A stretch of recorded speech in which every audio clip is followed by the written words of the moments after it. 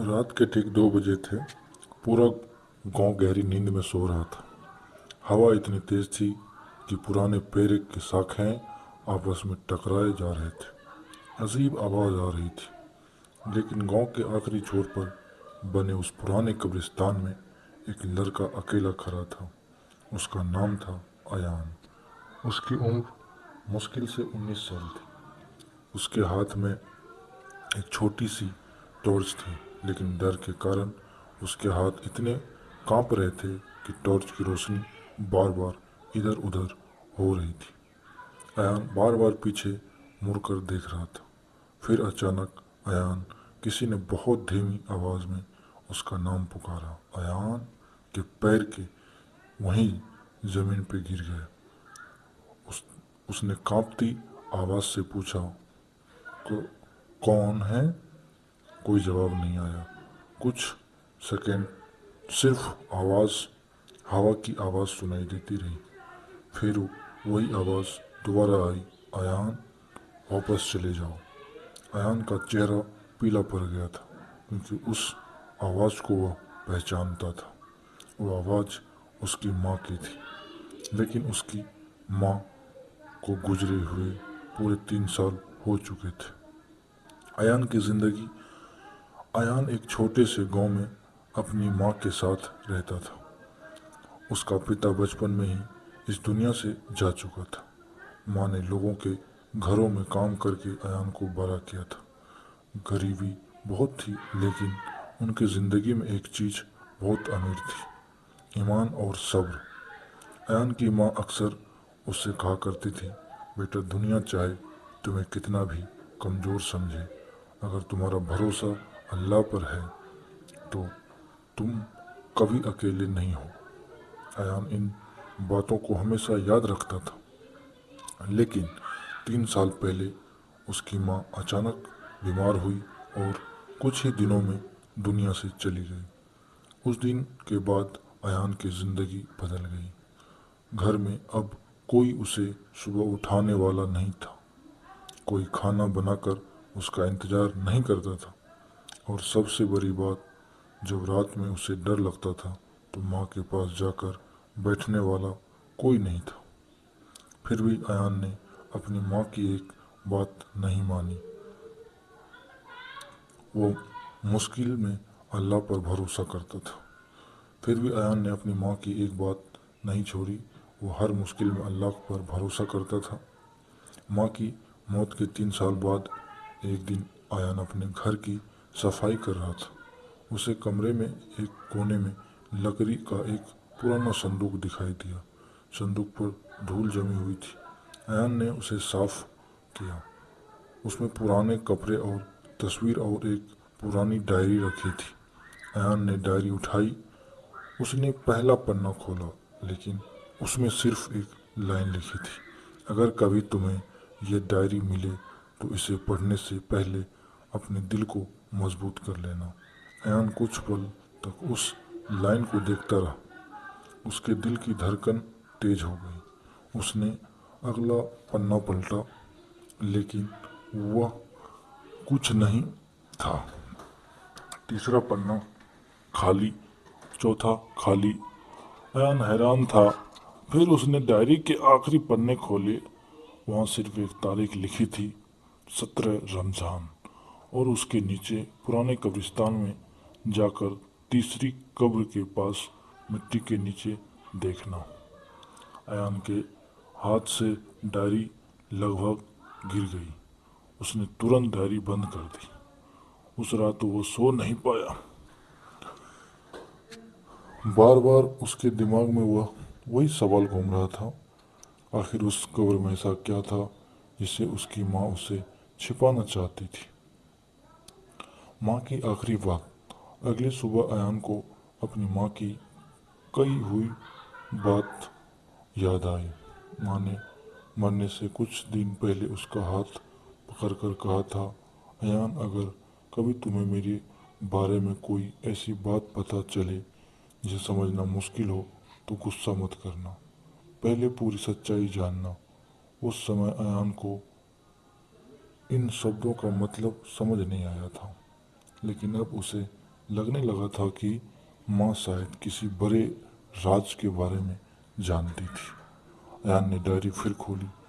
वही तारीख, वही निर्देश, पुरानी कब्रिस्तान की तीसरी कब्र। उसने तय कर लिया वह वहाँ जाएगा, लेकिन दिन में नहीं, क्योंकि गांव में उस कब्रिस्तान के बारे में एक पुरानी बात मशहूर थी। लोग कहते थे वहाँ रात में जाना ठीक नहीं। अयान इन अफवाहों पर विश्वास नहीं करता था, लेकिन आज रात उसे खुद वहाँ जाना था। रात के 2 बजे, रात के करीब 1:45 हो चुका था। अयान घर से निकला। उसने दरवाजे धीरे से बंद कर दिया। आसमान में बादल थे। चांद कभी दिखाई देता और कभी बादलों के पीछे छिप जाता। अयान धीरे धीरे कब्रिस्तान की तरफ बढ़ने लगा। जैसे जैसे वो आगे बढ़ रहा था, उसके दिल की धड़कन तेज हो जा रही थी। कब्रिस्तान के गेट के पास पहुंचकर वह रुक गया। गेट आधा खुला था। अयान ने उसे हाथ से धक्का दिया। क्रीक, लोहे के गेट की आवाज़ पूरे कब्रिस्तान में गूंज गई। अयान ने गहरी सांस ली, फिर अंदर चला गया। उसने डायरी में लिखे निर्देश को याद किया। तीसरी कब्र। वह पहली कब्र के पास गया, फिर दूसरी। अब उसके सामने तीसरी कब्र थी।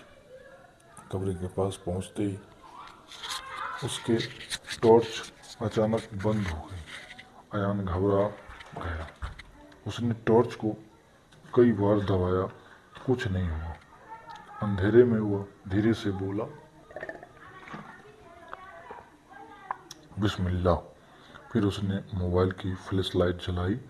कब्र की मिट्टी बाकी कब्रों से अलग दिखाई दे रही थी, जैसे हाल ही में उसे छुआ गया हो। अयान घुटनों के बल बैठ गया। उसने हाथ से मिट्टी हटानी शुरू की। कुछ इंच नीचे उसकी उंगलियां किसी कठोर चीज से टकराई। ठक। अयान रुक गया। उसका दिल तेजी से धड़कने लगा। उसने मिट्टी हटाई। वहां एक छोटा सा लोहे का डिब्बा था। डिब्बे पे जंग लगी हुई थी और उसके ऊपर एक नाम खुदा था, हामिद। अयान ने नाम पढ़ा।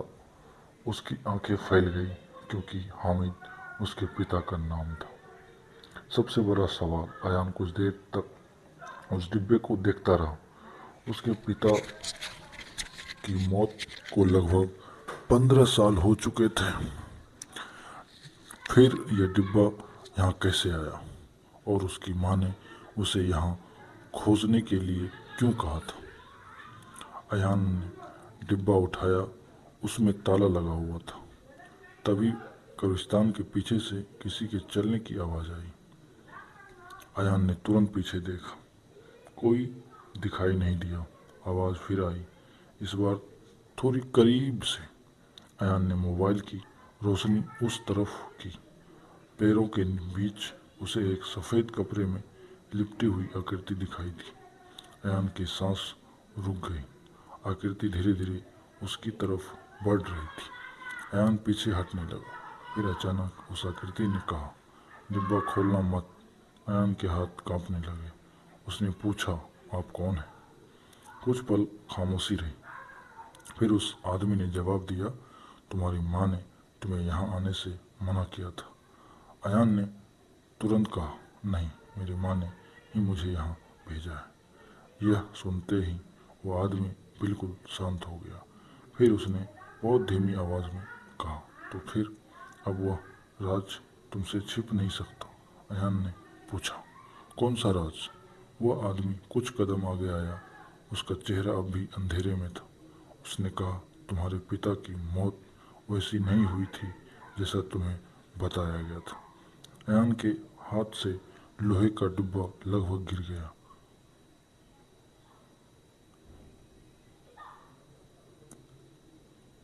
लेकिन सवाल यह था, अगर अयान के पिता की मौत प्राकृतिक नहीं थी, तो उसकी मौत के पीछे कौन था? और उस लोहे के डिब्बे में ऐसा क्या था जिससे उसकी माँ ने 15 साल पहले अयान को बताए थे।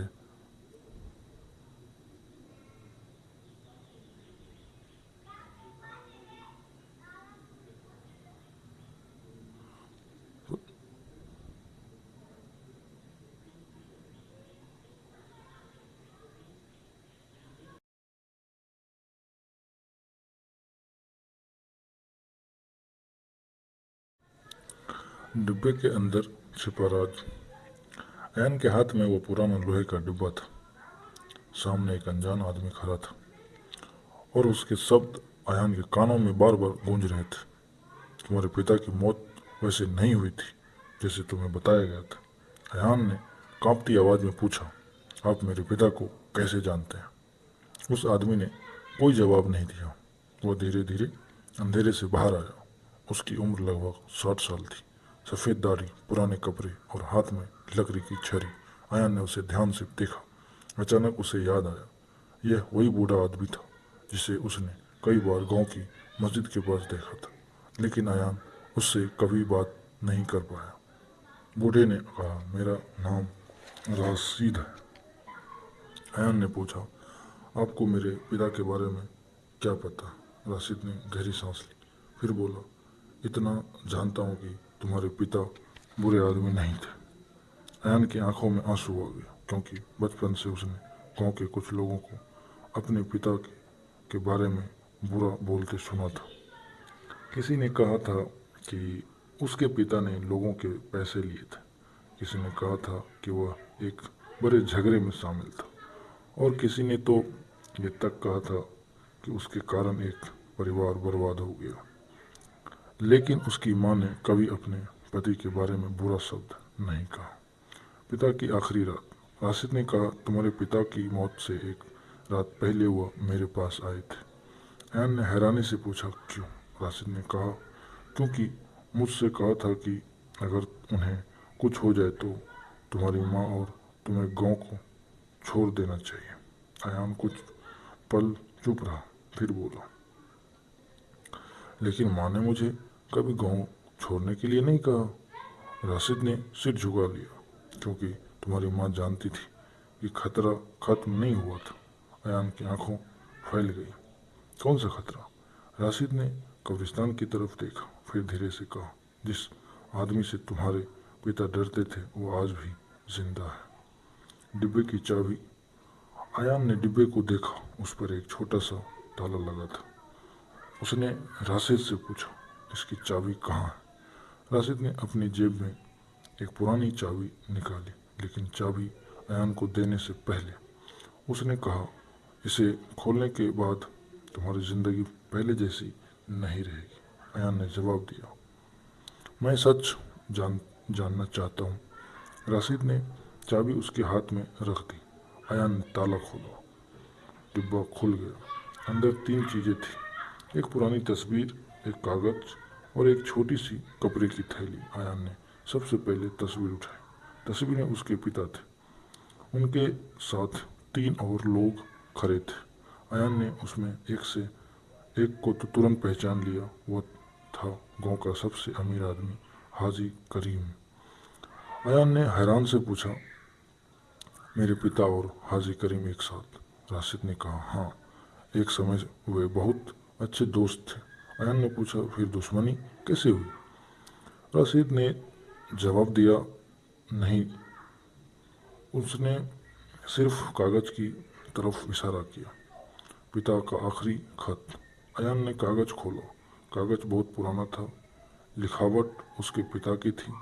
उसने पढ़ना शुरू किया। अगर ये खत अयान के हाथ में पहुंचे तो समझ लेना कि मैंने अपना वादा पूरा कर दिया। अयान की आंखों से आंसू निकलने लगे। वो आगे पढ़ता गया, बेटा, मैंने हमेशा कोशिश की कि तुम्हें सच्चाई से दूर रखूं, क्योंकि मैं चाहता था कि तुम्हारा बचपन डर में ना गुजरे। अयान ने खत को अपने सीने से लगा लिया, फिर अगली लाइन पढ़ी, लेकिन अगर मेरी मौत के बाद ये खत तुम्हें मिले तो तुम्हें एक फैसला करना होगा। अयान रुक गया। उसने कांपते हाथों से अगला हिस्सा पढ़ा, बदला मत लेना। कुछ पल तक अयान बिल्कुल शांत रहा। फिर उसने राशि की तरफ देखा। उन्होंने बदला लेने से क्यों मना किया? राशिद ने कहा, क्योंकि तुम्हारे पिता जानते थे कि गुनाह का जवाब गुनाह से देना इंसाफ नहीं होता। असली रहस्य। अयान ने खत आगे पढ़ा। हामिद के पास जो जमीन थी वो सिर्फ जमीन नहीं थी, उसके नीचे एक ऐसी चीज छिपी थी जिसे पाने के लिए कई लोग किसी भी हद तक जा सकते थे। आन ने पढ़ना बंद कर दिया। उसने पूछा, जमीन के नीचे क्या था? राशिद ने कहा, मुझे नहीं पता। अयान ने हैरानी से पूछा, आपको नहीं पता? राशिद ने कहा, तुम्हारे पिता ने मुझे भी नहीं बताया था। अयान ने फिर खत पढ़ना शुरू किया, लेकिन अगला पन्ना गायब था। वहाँ सिर्फ कुछ शब्द दिखाई दे रहे थे। जिस रात में मारा जाऊंगा उससे पहले। फिर कागज फटा हुआ था। अयान गुस्से में बोला, आखिरी पन्ना कहाँ है? राशिद ने धीरे से कहा, तुम्हारी माँ के पास। अयान के चेहरे का रंग बदल गया। माँ के पास? राशिद ने सिर हिलाया। हाँ, अयान ने कहा, लेकिन माँ तो मर चुकी है। राशिद ने जवाब दिया, इसलिए तुम्हें उनके पुराने घर में जाना होगा। बंद कमरा। अयान उसी रात राशिद के साथ अपने घर वापस आया। राशिद ने घर के पीछे दीवार की तरफ इशारा किया।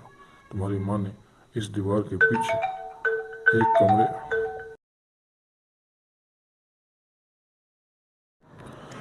पुरानी मस्जिद का बंद कमरा।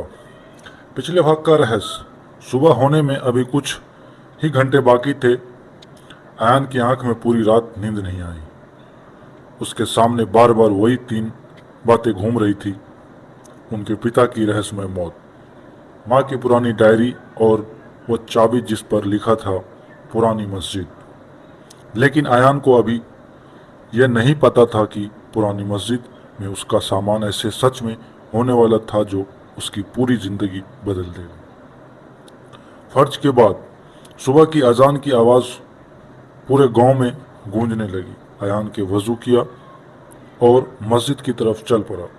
उसके चेहरे पे चिंता साफ दिखाई दे रही थी कि नमाज के बाद वो कुछ देर वहीं बैठा रहा। उसने अपने रब से दुआ की, या अल्लाह, अगर ये सच में मेरे लिए जानना ज़रूरी है तो मुझे सही रास्ता दिखा, और अगर इसमें मेरे लिए कोई नुकसान है तो मुझे इससे बचाओ। नमाज के बाद अयान बाहर निकला।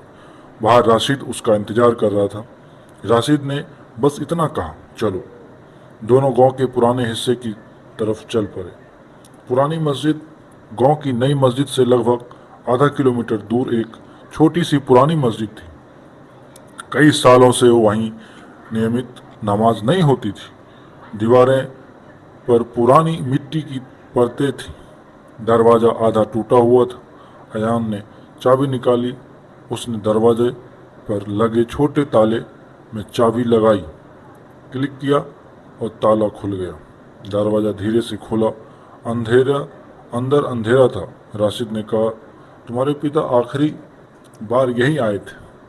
अयान ने पूछा, आपको कैसे पता? राशिद ने जवाब दिया, क्योंकि उस रात में उसके साथ था। अयान रुक गया। आपने मुझे ये बात पहले क्यों नहीं बताई? राशिद ने सिर झुका लिया, क्योंकि तुम्हारी माँ ने मुझे वादा कराया था कि जब तक तुम सच जानने के लायक नहीं हो जाते मैं कुछ नहीं बताऊंगा। दीवार पर निशान। अयान ने कमरे में चारों तरफ देखा। एक तरफ लकड़ी की पुरानी अलमारी थी, दूसरी तरफ कुछ पुराने कागज थे। फिर उसकी नज़र दीवार पर पड़ गई। वहाँ एक छोटा सा निशान बना था, ठीक वैसा ही निशान जैसा उसकी माँ की डायरी के पीछे बना हुआ था। अयान ने डायरी निकाली, उस निशान को दीवार से मिलाया। दोनों बिल्कुल एक जैसे थे। उसने निशान के बीच हाथ लगाया। दीवार पर एक हिस्सा अंदर की तरफ दब गया। अचानक अलमारी थोड़ा पीछे खिसक गई। उसके पीछे एक छोटा सा रास्ता दिखाई दिया। अयान ने हैरानी से पूछा, ये रास्ता कहाँ जाता है? राशिद ने कहा, नीचे, जमीन के नीचे का रास्ता कमरा। दोनों धीरे धीरे सीढ़ियों से नीचे उतरने लगे। सीढ़ियाँ बहुत पुरानी थी। हर कदम पर धूल उड़ रही थी।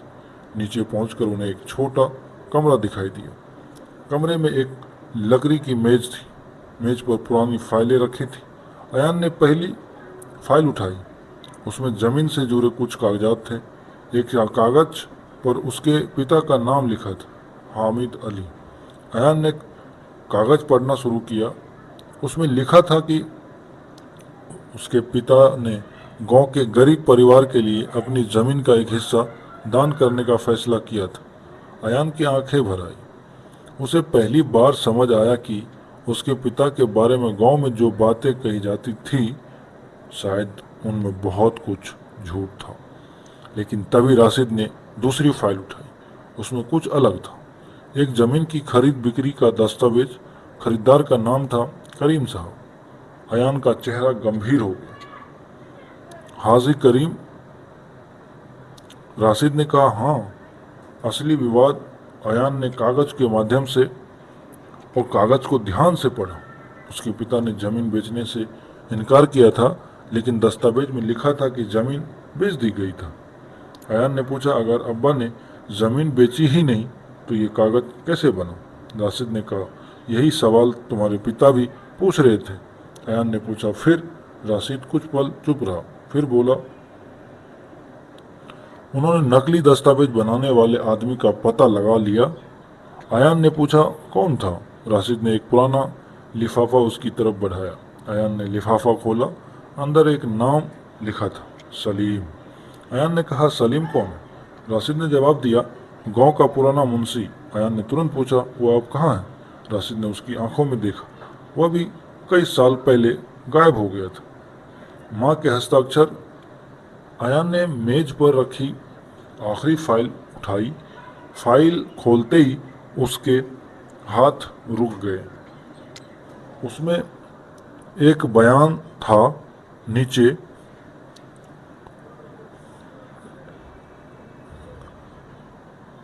नीचे हस्ताक्षर थे, नसीमा। अयान की माँ का नाम उसके कांपते हुए कागज पढ़ा। बयान में लिखा था कि हामिद ने जमीन अपनी मर्जी से बेची थी। अयान के चेहरे पर अविश्वास था।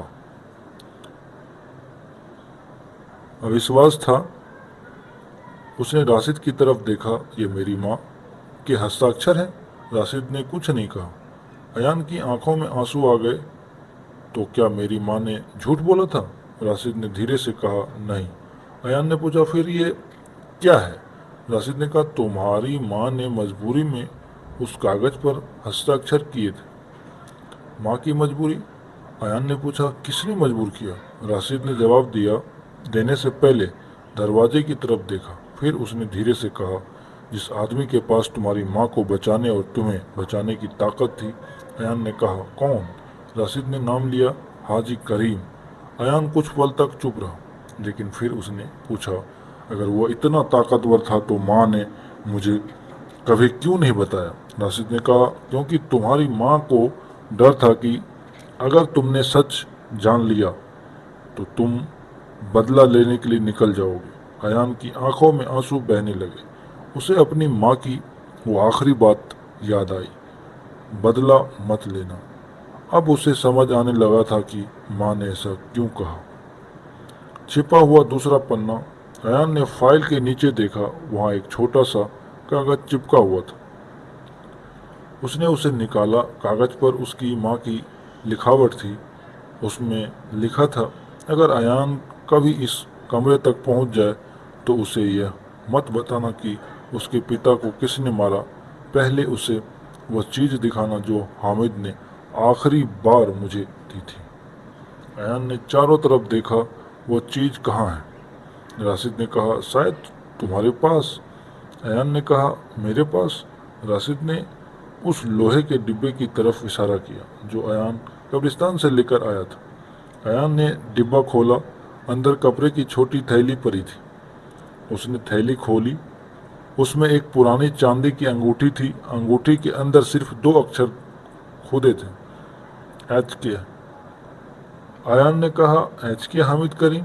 राशिद ने तुरंत कहा, नहीं। अयान ने उसकी तरफ देखा। राशिद बोला, तुम्हारे पिता का नाम H से शुरू होता था, लेकिन ये अंगूठी उसके लिए नहीं थी। अचानक आई आवाज़, तभी ऊपर से दरवाज़ा बंद होने की आवाज़ आई। अयान और राशिद दोनों चौंक गए। राशिद ने फुसफुसा कर कहा, कोई ऊपर है। अयान ने मोबाइल की लाइट बंद कर दी। दोनों शांत हो गए। ऊपर किसी के कदमों की आवाज़ आने लगी। कोई धीरे धीरे सीढ़ी से नीचे उतर रहा था। अयान ने राशिद की तरफ देखा। राशिद ने अपनी उंगली होठों पर रखकर उसे चुप रहने का इशारा किया। कदमों की आवाज़ और करीब आती गई। फिर सीढ़ियाँ के आखिरी हिस्से पर एक परछाई दिखाई दी। एक आदमी नीचे उतरा। उसके हाथ में टॉर्च थी। उसने कमरे में चारों तरफ रोशनी घुमाई, फिर बोला, मुझे पता था एक दिन तुम लोग यहाँ जरूर आओगे। अयान का दिल जोर जोर से धड़कने लगा। वो आवाज़ अयान पहचानता था।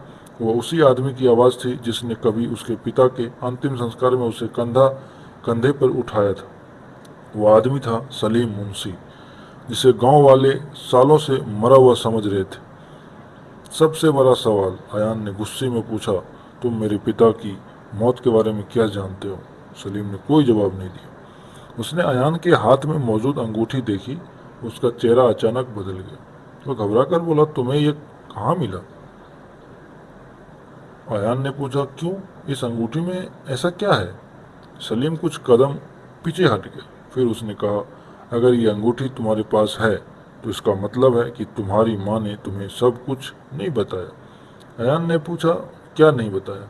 सलीम ने धीमी आवाज़ में कहा, तुम्हारे पिता अकेले नहीं मरे थे। कमरे में सन्नाटा छा गया। अयान ने कांपते हुए पूछा, और कौन मरा था? सलीम ने जवाब देने के लिए मुंह खोला, लेकिन तभी ऊपर से किसी ने जोर से दरवाज़ा पीट दिया। सलीम घबरा गया। उसने सिर्फ इतना कहा, हमारे पास ज़्यादा वक्त नहीं है। सलीम ने जेब में से एक पुरानी तस्वीर निकाली और अयान के हाथ में रख दी। अयान ने तस्वीर पर नज़र डाली। उस तस्वीर में उसके पिता खड़े थे। उनके बगल में उनकी माँ थी और उसके पीछे एक छोटा सा बच्चा खड़ा था। अयान ने तस्वीर को गौर से देखा। उस बच्चे का चेहरा बिल्कुल उसी जैसा था। अयान की आवाज़ निकल गई, ये बच्चा कौन है? सलीम ने उसकी आंखों में देखते हुए कहा, यही वो सवाल है जिसका जवाब तुम्हारी माँ ने पूरी जिंदगी तुमसे छिपाया। क्या तस्वीर में दिखाई देने वाला बच्चा अयान का भाई था? अगर हाँ तो वह कहाँ गया? और सबसे बड़ा सवाल, अयान के पिता की मौत के पीछे सिर्फ जमीन का विवाद था या उसके पीछे का कोई और बहुत बड़ा राज छिपा था?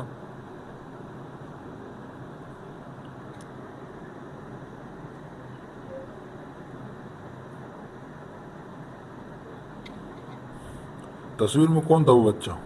अयान के हाथ में कुछ वो पुरानी तस्वीर थी। तस्वीर में उसके पिता, उसकी माँ थी और उनके बीच एक छोटा सा बच्चा खड़ा था। अयान उस तस्वीर को घूरता रहा। उसकी आवाज़ कांप रही थी, ये बच्चा कौन है?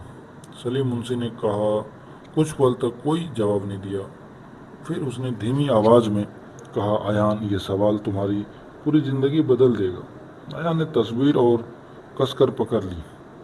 मुझे सच चाहिए। सलीम ने कहा, तो पहले अपने दिल को मजबूत कर लो। तस्वीर का राज। सलीम ने कमरे का दरवाज़ा बंद कर दिया।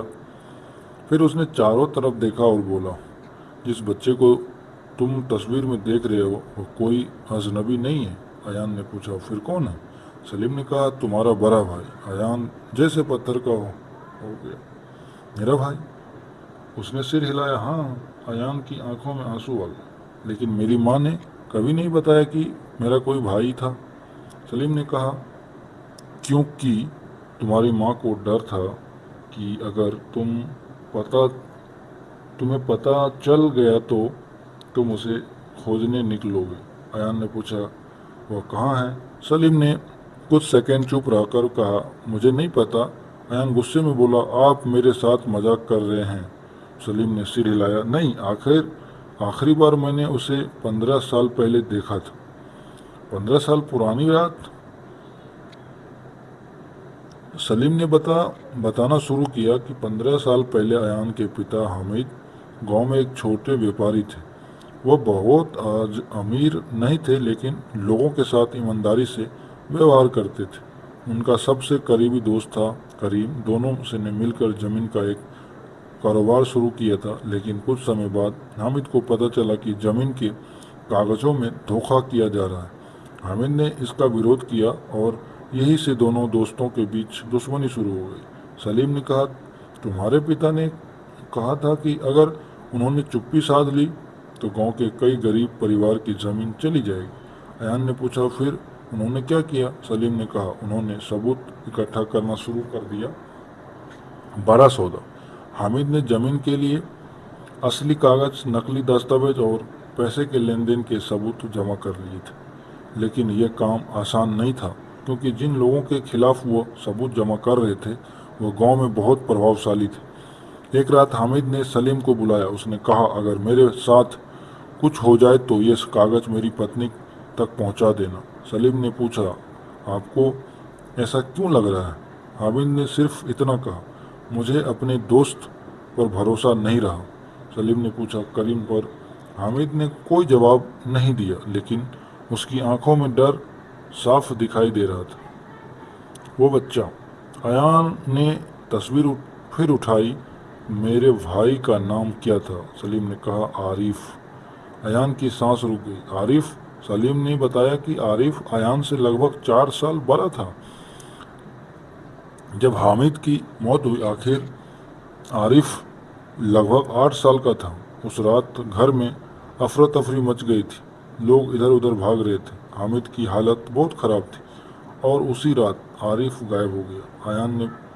अयान ने पूछा, गायब मतलब? सलीम ने कहा, सुबह तक उसका कोई पता नहीं चला।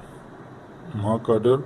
अयान ने पूछा, मेरी माँ ने उसे खोजा क्यों नहीं? सलीम ने कहा, तुम्हारी माँ ने उसे हर जगह खोजा। उन्होंने रिश्तेदारों से पूछा, पड़ोसी गांव में तलाश की, पुलिस के पास गई, लेकिन कोई सुराग नहीं मिला। फिर एक दिन उन्हें एक चिट्ठी मिली। चिट्ठी में सिर्फ एक वाक्य था, अगर अपने दूसरे बच्चे को जिंदा देखना चाहती हो तो चुप रहो। अयान के चेहरे पर डर दिखाई देने लगा। दूसरा बच्चा मतलब मैं? सलीम ने सिर हिलाया। हाँ। माँ ने चुप्पी क्यों साधी? अयान ने पूछा, तो माँ ने मेरी जान बचाने के लिए चुप्पी साध ली? सलीम ने कहा, हाँ। उसकी माँ के सामने 2 रास्ते थे। एक तरफ अपने बड़े बेटे को ढूंढना, दूसरी तरफ छोटे बेटे अयान को बचाना। उन्होंने दूसरा रास्ता चुना। उन्होंने गांव वालों से कहा कि आरिफ कहीं रिश्तेदारों के साथ चला गया, लेकिन सच कुछ और था। अयान की माँ जानती थी कि आरिफ को किसी ने उठा लिया है और अगर उन्हें ज़्यादा आवाज़ उठाई तो अयान भी खतरे में पड़ सकता है। डायरी का छिपा पन्ना। अयान ने तुरंत अपनी माँ की डायरी निकाली।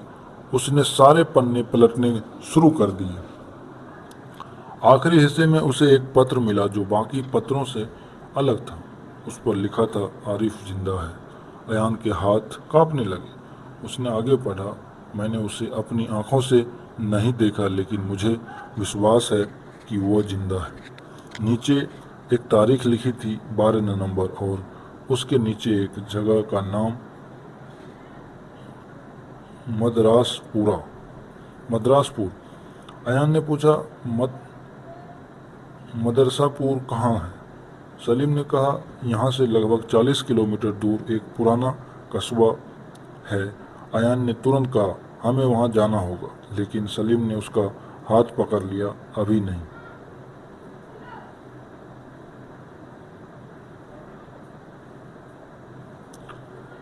नया खतरा। अयान ने पूछा, क्यों? सलीम ने कहा, क्योंकि अगर आरिफ आज भी जिंदा है तो जो लोग उसे इतने सालों से छिपा कर रख सकते हैं वे तुम्हें भी खोज रहे होंगे। अयान चुप हो गया। तभी ऊपर से किसी के चलने की आवाज़ आई। सलीम ने टॉर्च बंद कर दी।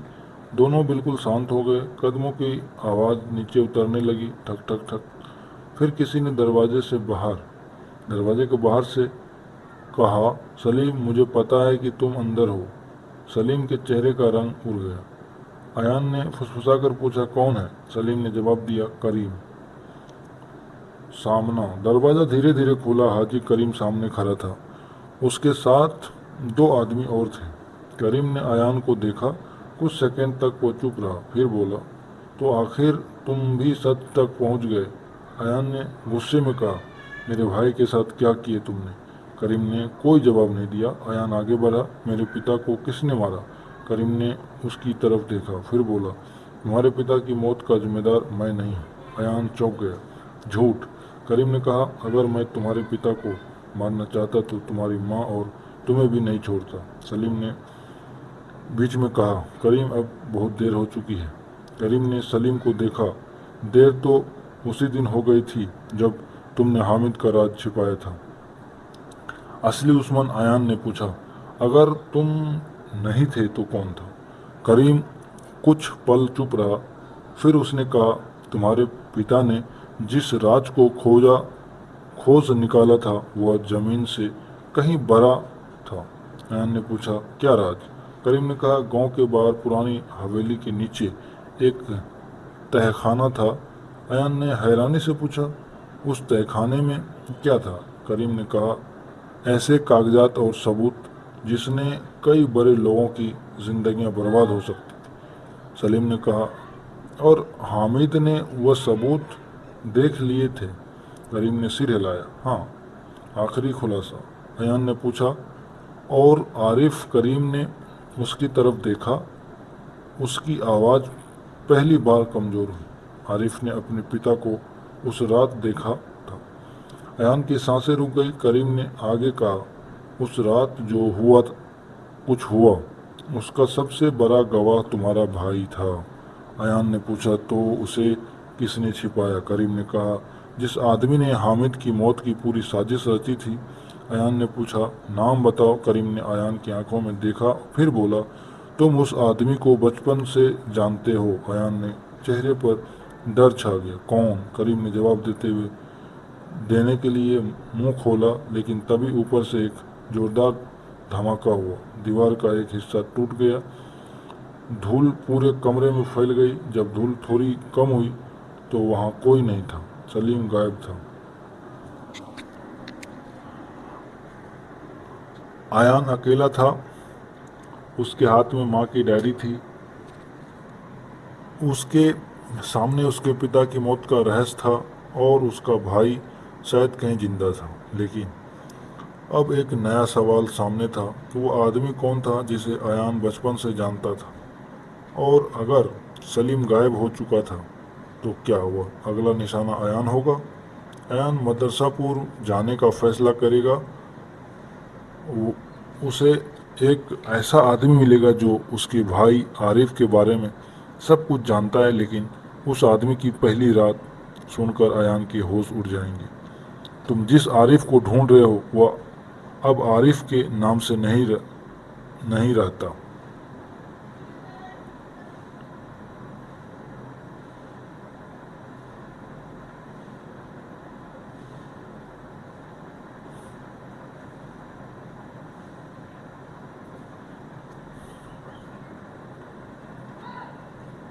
आरिफ अब अगर नहीं रहा। सलीम गायब हो चुका था। करीम के सामने आयान के पास अब सिर्फ सवाल थे। उसके पिता की मौत का राज क्या था? उसकी माँ ने इतने सालों तक क्या छिपाया? और सबसे बड़ा सवाल, आरिफ कहाँ था? आयान ने माँ की डायरी से वह नाम फिर पढ़ा, मदरसापुर। उसे यकीन था कि अगर आरिफ के बारे में कोई सुराग है तो वही मिलेगा। लेकिन उसे नहीं पता था कि वहां पहुंचकर वहां पहुंचकर उसे अपने भाई की ऐसी पहचान के बारे में पता चलेगा जिसके बारे में उसने कभी सोचा भी नहीं था। मदरसापुर की ओर अगली सुबह आयान अकेला मदरसापुर जाने के लिए निकल पड़ा। रास्ते भर उसकी माँ की बातें उसके दिमाग में घूमती रही। बेटा, हर सच जानना जरूरी नहीं होता। कुछ सच इंसान को बदल देते हैं। आयान ने आसमान की तरफ देखा। उसने दिल में कहा, अम्मी, मैं बदला लेने नहीं जा रहा। मैं सिर्फ अपने भाई को ढूंढना चाहता हूँ। करीब 2 घंटे बाद वह मदरसापुर पहुंचा। ये एक पुराना कस्बा था, छोटी छोटी दुकानें, पुराने मकान और बीच में एक बड़ी मस्जिद। अयान ने डायरी में लिखा हुआ पता देखा, वहाँ सिर्फ एक नाम था, उस्ताद रहमान। उस्ताद रहमान। अयान मस्जिद के पास पहुंचा। वहाँ एक बुजुर्ग आदमी बच्चों को कुरान पढ़ा रहे थे। अयान ने पूछा, क्या आप उस्ताद रहमान हैं? बुजुर्ग ने उसकी तरफ देखा, कुछ सेकंड तक उसे गौर से देखते रहे। फिर अचानक उनकी आंखें बड़ी हो गई। उन्होंने पूछा, तुम्हारा नाम क्या है? अयान ने कहा, अयान। बुजुर्ग के हाथ से किताब लगभग गिर गई। उन्होंने धीरे से कहा, तो तुम आखिर आ ही गए। अयान हैरान हो गया। आप मुझे जानते हैं? उस्ताद रहमान ने जवाब दिया, मैं तुम्हें नहीं, तुम्हारे पिता को जानता था। आरिफ का नाम? अयान ने तुरंत पूछा, क्या आप मेरे भाई आरिफ को जानते हैं? बुजुर्ग कुछ देर चुप रहे, फिर उन्होंने आसपास देखा, बच्चों को बाहर भेज दिया, दरवाज़ा बंद किया और बोले, आरिफ यहाँ आया था। अयान की आंखों में उम्मीद चमक उठी। कब? बहुत साल पहले। क्या वह जिंदा था? उस्ताद रहमान ने सिर हिलाया। हाँ। अयान की आंखों में आंसू आ गए। वह कुर्सी पर बैठ गया। इतने सालों बाद पहली बार उसे यकीन हुआ कि उसका भाई शायद सच में जिंदा है। लेकिन अगली बात सुनकर वो हैरान रह गया। नहीं पहचान, उस्ताद रहमान ने कहा, जब वह यहाँ आया था तो उसका नाम आरिफ नहीं था। अयान ने पूछा, फिर उनका नाम क्या था? बुजुर्ग ने कहा, यूसुफ। अयान चुप हो गया। यूसुफ? उस्ताद रहमान ने कहा, हाँ, उसे नई पहचान दी गई थी। अयान ने पूछा, किसने? बुजुर्ग ने जवाब दिया, तुम्हारी माँ ने। अयान की आंखों में फिर सवाल भर गए कि मेरी माँ ने? हाँ। माँ की आखिरी कोशिश? उस्ताद रहमान ने बताया कि हामिद की मौत के बाद नसीमा को डर था कि उनके दोनों बच्चों को नुकसान पहुंचाया जाएगा। उन्होंने अयान को अपने पास रखा, लेकिन आरिफ को गांव से दूर भेज दिया। उस्ताद रहमान ने कहा, तुम्हारी माँ ने मुझे आरिफ की जिम्मेदारी दी थी। अयान ने पूछा, फिर वह कहाँ गया? उस्ताद रहमान ने कहा, कुछ साल तक वो मेरे पास रहा, फिर एक दिन वो अचानक चला गया। अयान ने पूछा, कहाँ? बुजुर्ग ने सिर हिलाया, मुझे नहीं पता। एक पुरानी किताब। उस्ताद रहमान उसे और उठे और अलमारी से एक पुरानी किताब निकाली। उस किताब के अंदर एक छोटा कागज रखा था। उन्होंने कागज अयान को दिया। उस पर लिखा था, अगर मेरा छोटा भाई कभी मुझे ढूंढने आए तो उसे कहना कि मैं अपने पिता की तरह भागा नहीं हूँ, मैं सच की तलाश में गया हूँ। नीचे नाम लिखा था, यूसुफ। अयान की आंखों में आंसू निकल पड़े। उसने कागज को सीने से लगा लिया। भैया, उसने पहली बार अपने भाई को पुकारा। आखिरी मुलाकात। उस्ताद रहमान ने बताया, आरिफ यानी यूसुफ करीब 18 साल की उम्र में मदरसापुर से चला गया। जाने से पहले उसने एक बात कही थी, जब तक मुझे अपने पिता की मौत का सच नहीं मिलेगा मैं वापस नहीं आऊँगा। अयान ने पूछा, क्या उसे पता था कि मैं जिंदा हूँ? उस्ताद रहमान ने कहा, हाँ। अयान चौंक गया। फिर उसने मुझसे संपर्क क्यों नहीं किया? उस्ताद रहमान ने कहा, क्योंकि वह तुम्हें खतरे में नहीं डालना चाहता था। पुराना पता। उस्ताद रहमान ने एक और कागज निकाला। उस पर एक गांव का नाम लिखा था, नूरपुर, और उसके नीचे एक घर का नंबर। यूसुफ शायद आखिरी बार यहीं गया था। अयान ने कागज लिया, लेकिन उसी समय बाहर से किसी की तेज कदमों की आवाज़ आई। उस्ताद रहमान ने खिड़की से देखा, एक काला वाहन मस्जिद के सामने रुका था। उन्होंने तुरंत कहा, तुम्हें यहाँ से जाना होगा। अयान ने पूछा, क्यों? उस्ताद रहमान बोले, क्योंकि जिसने तुम्हारे भाई को खोजने की कोशिश की थी वही लोग अब तुम्हें खोज रहे हैं। पीछा। अयान पीछे के दरवाजे से बाहर निकल गया। वह संकरी गलियों से भागने लगा। पीछे से दो लोग उसे खोज रहे थे। एक आवाज़ आई, उसे जाने मत देना। अयान तेज भागता रहा। उसके हाथ में सिर्फ डायरी और नूरपुर का पता था। कुछ देर बाद वह एक पुराने मकान के पीछे छिप गया। दोनों आदमी आगे निकल गए। अयान ने राहत की सांस ली, लेकिन तभी उसके मोबाइल पर एक अनजान नंबर से कॉल आया। उसने फ़ोन उठाया। दूसरी तरफ कुछ सेकंड तक कोई आवाज़ नहीं आई। फिर एक आदमी ने कहा, अगर तुम अपने भाई को जिंदा देखना चाहते हो तो आज रात अकेले पुराने पुल पर आना। अयान ने पूछा, तुम कौन हो? आवाज़ आई, जिसने तुम्हारे पिता को आखिरी बार जिंदा देखा था। फोन कट गया। पुराने पुल पर मुलाकात। रात हो चुकी थी।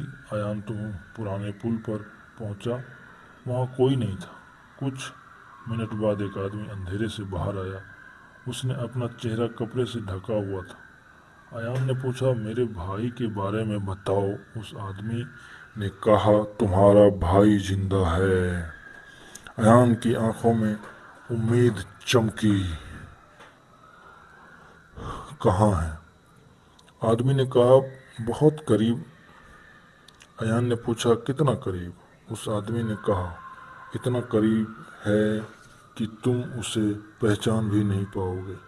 अयान ने गुस्से में कहा, पहेलियां मत बुझाओ। आदमी ने धीरे धीरे अपना चेहरा खोला। अयान उसे देखते ही पीछे हट गया। उस आदमी को वह पहचानता था।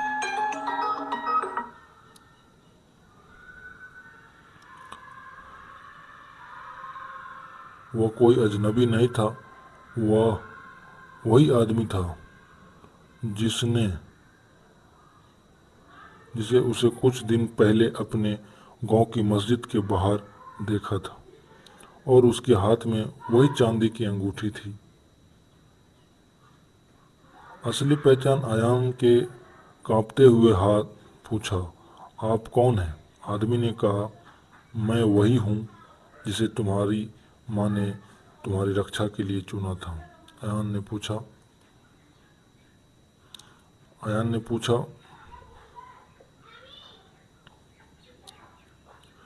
क्या आप मेरे भाई को जानते हैं? आदमी ने सिर हिलाया। हाँ। वह कहाँ है? आदमी ने उसकी आंखों में देखा, फिर कहा, तुम्हारे सामने। अयान की सांसें रुक गई। क्या मतलब? आदमी ने अपनी दाढ़ी और कपड़े ठीक किए।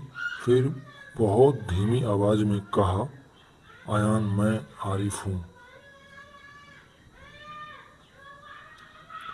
अयान कुछ सेकंड तक बिल्कुल स्थिर खड़ा रहा। उसकी आंखों में आंसू आ गया। उसने सिर्फ एक शब्द कहा, भैया। दोनों भाई एक दूसरे को देखते रहे, लेकिन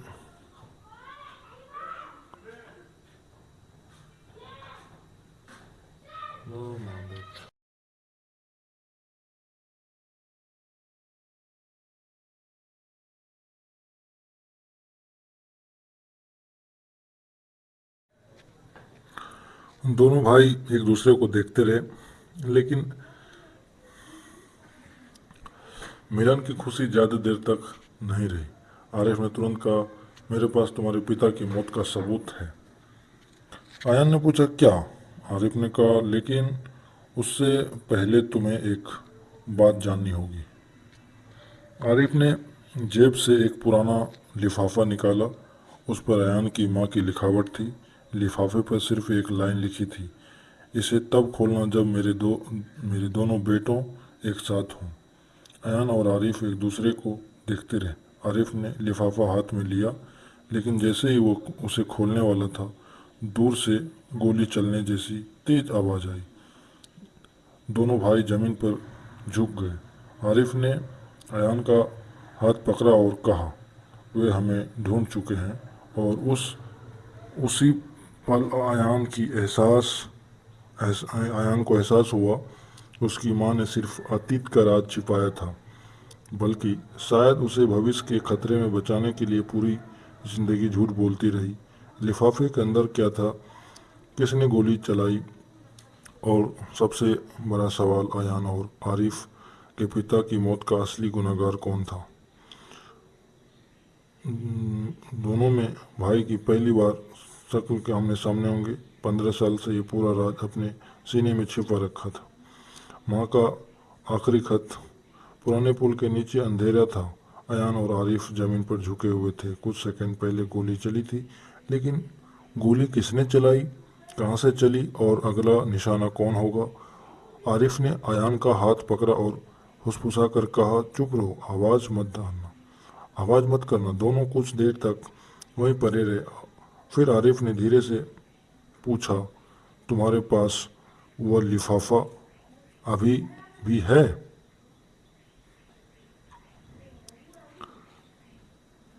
आयान ने जेब से लिफाफा निकाला।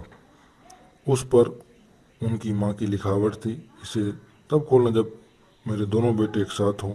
फिर आरिफ ने लिफाफे को देखा, उसकी आंखें भर आई।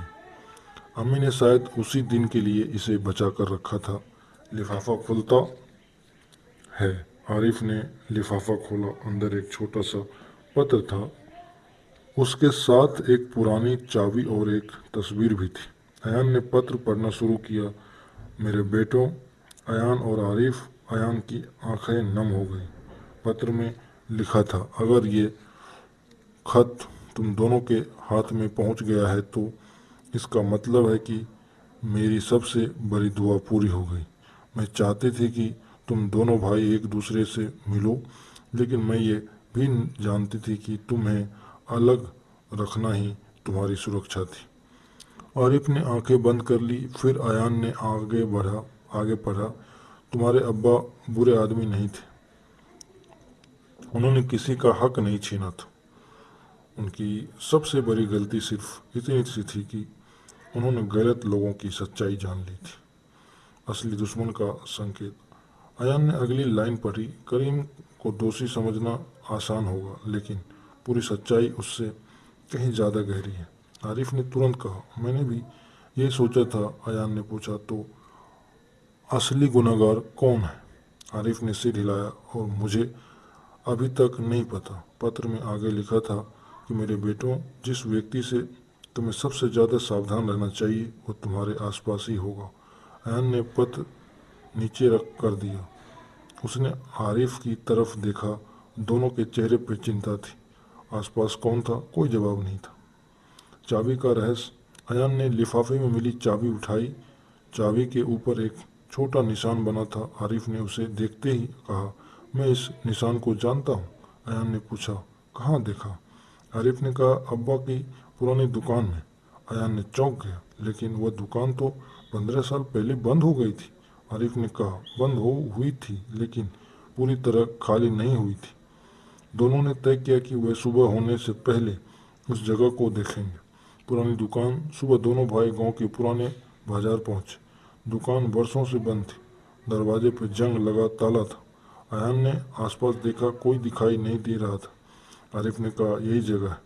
उसने चाबी ताले से लगाई, क्लिक किया, दरवाज़ा खुल गया। अंदर धूल और पुराने सामान की गंध थी। दीवार पर उसके पिता की पुरानी तस्वीर लगी थी। अयान कुछ देर तक तस्वीर देखता रहा। उसने धीरे धीरे, काश अब्बा आज हमारे साथ होते। आरिफ ने उसकी पीठ पर हाथ रखा, एक दिन हम उन्हें सच में समझ जाएंगे। फर्श के नीचे फर्श के नीचे आरिफ ने दुकान के एक कोने की तरफ इशारा किया। अब्बा हमेशा कहते थे कि इस हिस्से को कोई हाथ ना लगाए। दोनों ने लकड़ी को सामान हटाया। नीचे फर्श पर लोहे की एक छोटी सी प्लेट थी। उस पर वही निशान था जो चाबी पर बना हुआ था। अयान ने चाबी लगाई, प्लेट खुल गई। नीचे एक छोटा तहखाना था। उसमें पुराने दस्तावेज के साथ एक लकड़ी का बक्सा रखा था। अयान ने बक्सा खोला। अंदर कई कागजात थे, लेकिन सबसे ऊपर एक पुराना अखबार रखा था। उसकी तारीख देखकर दोनों भाई चौंक गए। वो तारीख थी हामिद की मौत के अगले दिन की। अखबार में छिपा था सच। अखबार की खबर में लिखा था कि हामिद की मौत एक दुर्घटना थी, लेकिन नीचे एक छोटी सी खबर और थी। उसी रात गांव के बाहर एक अज्ञात व्यक्ति घायल अवस्था में मिला। अयन ने कहा, क्या ये आरिफ था? आरिफ ने सिर हिलाया। नहीं, मैं उस रात यहाँ से बहुत दूर था। अयान ने अखबार पलटा। पीछे एक छोटा नोट लिखा था, जिसे घायल पाया गया वो सलीम के संपर्क में था। दोनों भाई एक दूसरे को देखने लगे। अयान ने कहा, तो सलीम सब कुछ जानता था? आरिफ ने कहा, और शायद इसी वजह से वह गायब हुआ। पिता का रिकॉर्ड। बक्से के नीचे एक छोटी रिकॉर्डिंग डिवाइस मिली। वो बहुत पुरानी थी। आरिफ ने उसे चालू करने की कोशिश की। कुछ सेकंड तक सिर्फ शोर सुनाई दिया। फिर एक आवाज़ आई। वो आवाज़ उसके पिता की थी। अयान की आंखों में आंसू आ गए। अगर कोई ये रिकॉर्डिंग सुन रहा है तो शायद मैं अब इस दुनिया में नहीं हूँ। दोनों भाई बिल्कुल शांत हो गए। हामिद की आवाज़ आगे आई। मैंने जो देखा है वह सिर्फ ज़मीन का मामला नहीं है। गांव के कई लोग के नाम इस काम में जुड़े हैं। फिर कुछ सेकंड की खामोशी हुई और उसके बाद, लेकिन उनमें से एक आदमी ऐसा था जिस पर मुझे सबसे ज़्यादा भरोसा था। रिकॉर्डिंग अचानक रुक गई। अयान ने डिवाइस को फिर चलाया। कुछ नहीं हुआ। भरोसे का धोखा। अयान ने कहा, अब्बा किसकी बात कर रहे थे? आरिफ ने कहा, हमें इसका पता लगाना होगा। तभी दुकान के बाहर किसी के कदमों की आवाज़ आई। दोनों भाई चुप हो गए। दरवाजे के नीचे से किसी की परछाई दिखाई दी। फिर बाहर से आवाज़ आई, अयान। अयान ने तुरंत आवाज़ पहचान ली। ये गांव के पुराने इमाम साहब की आवाज़ थी। उन्होंने दरवाज़ा खोला। इमाम साहब अंदर आए। उन्होंने दोनों भाइयों को देखा। उनकी आंखों में आंसू आ गए। अल्हम्दुलिल्लाह, तुम दोनों आखिर मिल गए। अयान ने पूछा, आपको आरिफ के बारे में पता था? इमाम साहब ने कहा, हाँ। आरिफ ने पूछा, तो आपने इतने साल हमें क्यों नहीं बताया? इमाम साहब ने कहा, क्योंकि तुम्हारी माँ ने मुझसे भी वादा लिया था।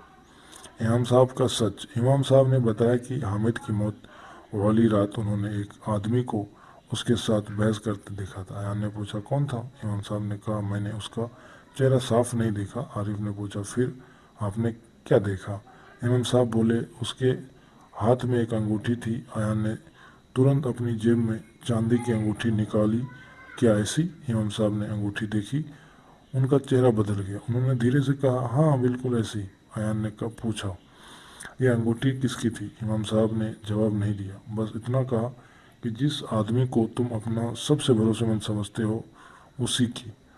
अचानक खुला दरवाज़ा। अचानक दुकान का दरवाज़ा जोर से खुला। तीनों पीछे मुड़े। बाहर कोई नहीं था, लेकिन ज़मीन पर एक लिफाफा पड़ा था। आरिफ ने उसे उठाया। उस पर सिर्फ एक नाम लिखा था, अयान। अयान ने लिफाफा खोला। अंदर एक तस्वीर थी। तस्वीर देखकर अयान के हाथ कांपने लगे। उसमें उसके पिता करीम, सलीम और इमाम साहब एक साथ खड़े थे। अयान ने धीरे से पूछा, आप इन लोगों के साथ क्या कर रहे थे? इमाम साहब कुछ नहीं बोले। उनकी आंखों में आंसू आ गए। फिर उन्होंने कहा, क्योंकि उस समय हम चारों एक ही काम कर रहे थे। अयान ने पूछा, कौन सा काम? इमाम साहब ने कहा, तुम्हारे पिता को बचाने का। असली खतरा। आरिफ ने पूछा, अगर आप सब अब्बा को बचाना चाहते थे तो उसकी मौत कैसे हुई? इमाम साहब ने सिर झुका लिया। हम देर कर चुके थे। अयान ने पूछा, किसने उन्हें मारा? इमाम साहब ने कहा, जिस आदमी ने से तुम्हारे पिता को सबसे ज़्यादा खतरा था वो अकेला नहीं था। आरिफ ने पूछा, कितने लोग थे? इमाम साहब ने कहा, 3। अयान ने पूछा, कौन? इमाम साहब ने उसकी तरफ देखा, फिर बोले, पहला वो आदमी जिसे तुम हाजी करीम समझते हो। अयान ने कहा, और बाकी 2? इमाम साहब की आवाज़ धीमी हो गई, सलीम। अयान का चेहरा बदल गया। फिर इमाम साहब ने कहा, और तीसरा? वो रुक गए। अयान ने पूछा, तीसरा कौन? इमाम साहब ने जवाब देने से बजाय दुकान के पीछे की तरफ देखा। वहाँ कोई खड़ा था। इमाम साहब ने फुसफुसाकर कहा, वो यहाँ है। अयान और आरिफ ने पीछे मुड़कर देखा। दरवाजे के पास एक परछाई खड़ी थी। अंधेरे में चेहरा दिखाई नहीं दे रहा था। फिर वो व्यक्ति धीरे धीरे आगे आया। अयान ने जैसे ही उसका चेहरा देखा, उसकी आवाज़ बंद हो गई, क्योंकि वह कोई अजनबी नहीं था। वह वही आदमी था जिस पर अयान ने बचपन से सबसे ज़्यादा भरोसा किया था, और वो उसके हाथों में वही निशान वाली अंगूठी थी। क्या वह सच जानना चाहते हो? उस आदमी ने पूछा। अयान ने कोई जवाब नहीं दिया। वो आदमी आगे बढ़ा और बोला, तो आज तुम्हें अपने पिता की मौत की पूरी कहानी सुननी पड़ेगी। अगले 15 साल पुरानी रात का आखिरी सच। अयान के सामने वो आदमी खड़ा था। वो आदमी जिस पर उसने बचपन से भरोसा किया था। उसके हाथ में वही निशान वाली अंगूठी थी। आरिफ ने धीरे से अयान के कंधे पर हाथ रखा। अयान, कुछ मत करना, पहले इसकी पूरी बात सुनते हैं। वो आदमी कुछ सेकंड तक दोनों भाइयों को देखता रहा, फिर बोला, तुम दोनों को लगता है कि तुम्हारे अब्बा की मौत का राज सिर्फ करीम सलीम और ज़मीन से जुड़ा है। उसने सिर हिलाया, लेकिन असली कहानी उससे कहीं ज़्यादा बड़ी है। अयान ने पूछा, तो फिर सच क्या है? उस आदमी ने गहरी सांस ली। आज मैंने तुम्हें 15 साल पहले की वह रात बताऊंगा जिस रात तुम्हारे पिता ने आखिरी बार सांस ली थी। 15 साल पहले, 15 साल पहले की वह रात। आसमान में बादल थे। हामिद अपनी दुकान बंद करके घर लौट रहे थे। उनके हाथ में एक पुरानी फाइल थी। उस फाइल में ऐसे दस्तावेज थे जो गांव के कई ताकतवर लोगों के खिलाफ सबूत बन सकते थे। हामिद को महसूस हो चुका था कि कोई उनका पीछा कर रहा है। उन्होंने अपने पीछे मुड़कर देखा। सड़क खाली थी, लेकिन कुछ कदम आगे बढ़ने के बाद एक आदमी उनके सामने आकर खड़ा हो गया। हामिद रुक गए। तुम? उस आदमी ने कहा। हामिद, आखिरी बार कह रहा हूँ, ये कागज़ मुझे दे दो। हामिद ने जवाब दिया, मैं किसी बेगुनाह का हक तुम्हें नहीं दूंगा। वह आदमी गुस्से में बोला, तुम समझते क्यों नहीं कि तुम अकेले हो? हामिद ने कहा, नहीं, मेरे साथ मेरा रब है। आखिरी मुलाकात। कुछ दूरी पर एक और आदमी छिपकर ये सब देख रहा था। वह था सलीम। सलीम हामिद की मदद करना चाहता था, लेकिन वो डर गया। उसे पता था कि सामने वाला आदमी बहुत ताकतवर था। हामिद ने अपनी फाइल छाती से लगा ली, फिर कहा, अगर मेरे साथ कुछ हो जाए तो यह कागज़ मेरी पत्नी नसीमा तक पहुंचा देना। सलीम ने दूर से सब देखा, लेकिन वो आगे नहीं आया। यही उसकी ज़िंदगी का सबसे बड़ा पछतावा बन गया। घर में इंतजार। उधर नसीमा अपने दोनों बच्चों के साथ घर में थी। छोटा अयान सो रहा था। आरिफ खिड़की के पास बैठा था, अपने पिता का इंतजार कर रहा था। उसने अपनी माँ से पूछा, अम्मी, अब्बा अभी तक क्यों नहीं आए? नसीमा ने मुस्कुराकर कहा, आज आ जाएंगे बेटा। लेकिन उसकी आंखों में चिंता थी। अचानक बाहर दरवाज़ा खोलने की आवाज़ आई। आरिफ दौड़कर बाहर गया, लेकिन वहाँ हामिद नहीं थे। दरवाजे पर सिर्फ एक छोटा सा कागज़ पड़ा था। नसीमा ने कागज़ उठाया। उस पर लिखा था, अगर अपने दोनों बच्चों को सुरक्षित देखना चाहती हो तो पुलिस के पास मत जाना। नसीमा के हाथ कांपने लगे। हामिद का आखिरी संघर्ष। उसी समय गांव से कुछ दूर हामिद घायल हालत में पड़े थे। उन्होंने किसी तरह उठने की कोशिश की। उनकी जेब में सिर्फ एक छोटी चाबी थी। उन्होंने चाबी को देखा, फिर अपनी आखिरी ताकत से उसे ज़मीन में छिपा दिया और कहा, मेरे बेटों तक ये ज़रूर पहुंचाना चाहिए। कुछ देर बाद सलीम वहां पहुंचा। हामिद ने उसे देखकर कहा, सलीम रोते हुए उसके पास बैठ गया, मैं देर कर गया। हामिद ने कहा, अब मेरी बात ध्यान से सुनो। सलीम ने उसका हाथ पकड़ा। हामिद ने कहा, मेरे बच्चों को बचाना। फिर उनकी आंखें बंद होने लगी। वह रहस्य जो छिपाया गया। सलीम ने हामिद की जेब से एक छोटा कागज़ निकाला। उस पर सिर्फ 3 शब्द लिखे थे, तीसरी कब्र के नीचे। सलीम समझ गया कि हामिद ने कुछ ऐसा छिपाया है जिसे गलत लोगों के हाथ नहीं लगना चाहिए।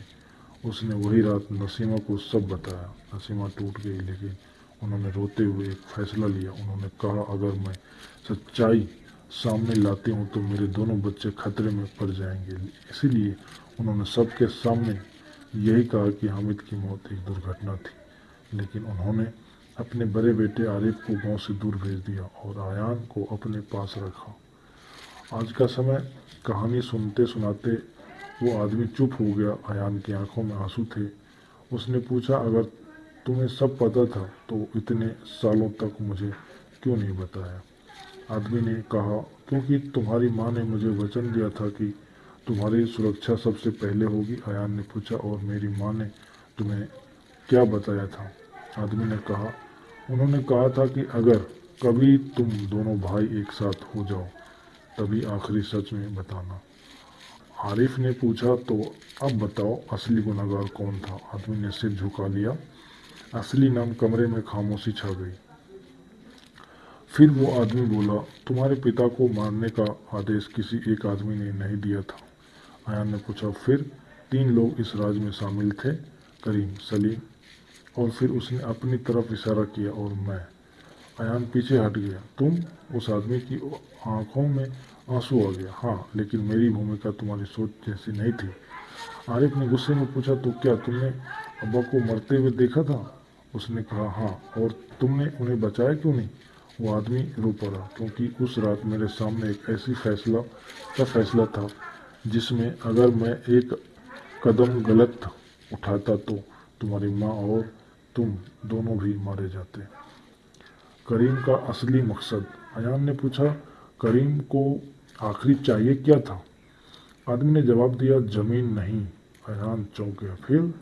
उस तहखाने में रखे दस्तावेज। आरिफ ने कहा, वे दस्तावेज किस बारे में थे? आदमी ने कहा, गांव की जमीनों के बारे में। कई गरीब परिवारों की जमीन वर्षों से फर्जी कागजों के जरिए अपने नाम की जा रही थी। हामिद ने यह सब खोज लिया था। अगर वे दस्तावेज बाहर आ जाते तो कई बड़े लोगों का नाम सामने आ जाता, लेकिन एक नाम गायब था। अयान ने पूछा, तो फिर उन दस्तावेजों में करीम का नाम था? आदमी ने कहा, हाँ। अयान ने कहा, तो वही असली गुनहगार है? आदमी ने सिर हिलाया। नहीं। अयान चौंक गया। क्यों? उसने कहा, कोई कोई क्योंकि करीम भी किसी और के लिए काम करता था। आरिफ पूछा, किसके लिए? वो आदमी कुछ बोलने ही वाला था, तभी बाहर से तेज आवाज आई, धड़ाम। दरवाजा टूट गया। सभी लोग पीछे मुड़ गए। बाहर कई लोग खड़े थे। उसके बीच में एक आदमी आगे बढ़ा। उसने कहा, बहुत हो गया। अयान ने उसका चेहरा देखा और उसका दिल बैठ गया, क्योंकि वो आदमी गांव का सबसे सम्मानित व्यक्ति था। वो आदमी आखिर सामना हुआ कैसे? वो आदमी धीरे धीरे अंदर आया। उसने अयान और आरिफ को देखा, फिर कहा, तुम दोनों को यहाँ तक नहीं पहुँचना चाहिए था। आरिफ ने पूछा, तुम कौन हो? उसने मुस्कुराकर कहा, जिसका नाम तुम्हारे पिता ने अपनी आखिरी रिकॉर्डिंग में लेने से पहले रिकॉर्डिंग बंद कर दी थी। अयान को अचानक पिता की रिकॉर्डिंग याद आई। एक आदमी ऐसा है जिस पर मुझे सबसे ज़्यादा भरोसा था। अयान ने धीरे से कहा, तो वह तुम थे? वह आदमी मुस्कुराया, हाँ, सबसे बड़ा मोह। अयान ने पूछा, तुमने अब्बा को क्यों मारा? वो आदमी बोला, मैंने तुम्हारे पिता को नहीं मारा। अयान ने कहा, फिर कौन? वो आदमी बोला, तुम्हारे पिता की मौत एक हादसा नहीं थी, लेकिन हत्या करने वाला वो नहीं था जिसके बारे में तुम सोच रहे हो। आरिफ ने गुस्से में कहा, साफ साफ बोलो। उसने कहा, जिस रात तुम्हारे पिता मरे वहाँ 4 लोग थे। अयान ने पूछा, चौथा कौन? वो आदमी कुछ पल चुप रहा, फिर बोला, तुम्हारा भाई आरिफ। अयान ने तुरंत आरिफ की तरफ देखा। आरिफ का चेहरा सफ़ेद पड़ गया चुका था। नहीं। वो पीछे हट गया। उस आदमी ने कहा, आरिफ ने अपने पिता की मौत देखी थी। अयान ने अपने भाई की तरफ देखा, भैया, क्या यह सच है? आरिफ की आंखों में आंसू आ गया। उसने धीरे से कहा, हाँ, मैंने उस रात कुछ देखा था। अयान ने कांपती आवाज़ में पूछा, तो तुमने इतने साल मुझसे ये बात क्यों छिपाई? आरिफ ने कहा, क्योंकि मैं जो देखा था उसे याद करना भी मेरे लिए आसान नहीं था। अयान ने पूछा, तुमने किसे देखा था? आरिफ ने आंखों बंद कर ली। कुछ सेकंड बाद उसने कहा कि मैंने अपने अब्बा के पास खड़े एक आदमी को देखा था। अयान ने पूछा, कौन? आरिफ ने आंखें खोली। उसने कमरे में खड़े सभी लोगों को देखा। फिर उसकी नज़र एक ऐसे व्यक्ति पर जाकर रुक गई जिस पर किसी को शक नहीं था। आरिफ ने कांपती आवाज में कहा, वह आदमी तुम्हारे पीछे खड़ा है। अयान ने धीरे धीरे पीछे मुड़कर देखा और उसी पल बत्ती बुझ गई। अंधेरे में चली गोली। कमरे की बत्ती अचानक बुझ गई।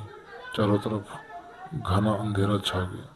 अयान ने सिर्फ इतना सुना, गोली की आवाज़ पूरे कमरे में गूंज गई। किसी के गिरने की आवाज़ आई, फिर चीख सुनाई दी, आरिफ। कुछ सेकंड बाद किसी ने टॉर्च जलाई। अयान ने सामने देखा, आरिफ जमीन पर पड़ा था। उसके कपड़ों पर खून दिखाई दे रहा था। अयान दौड़कर उसके पास पहुंचा। भैया, आरिफ ने आंखें खोली, बहुत धीमी आवाज में बोला, मैं ठीक हूँ।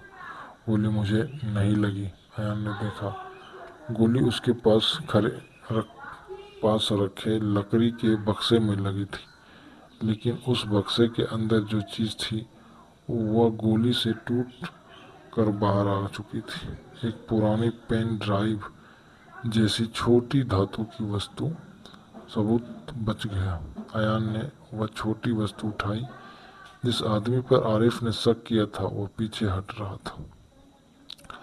अयान ने उसे पकड़ने की कोशिश की, लेकिन वह दरवाजे की तरफ भाग गया। आरिफ ने कहा, उसे जाने दो। अयान चौंका। क्यों? आरिफ ने कहा, क्योंकि हमारे पास अब उससे बड़ा सबूत है। अयान ने धातु की वस्तु को देखा। उस पर एक नंबर लिखा था, 17R। अयान ने पूछा, ये क्या है? आरिफ ने कहा, अब्बा की रिकॉर्डिंग में जिस फाइल का जिक्र था शायद यही उसका हिस्सा है। इमाम साहब का फैसला। इमाम साहब ने कहा, इसे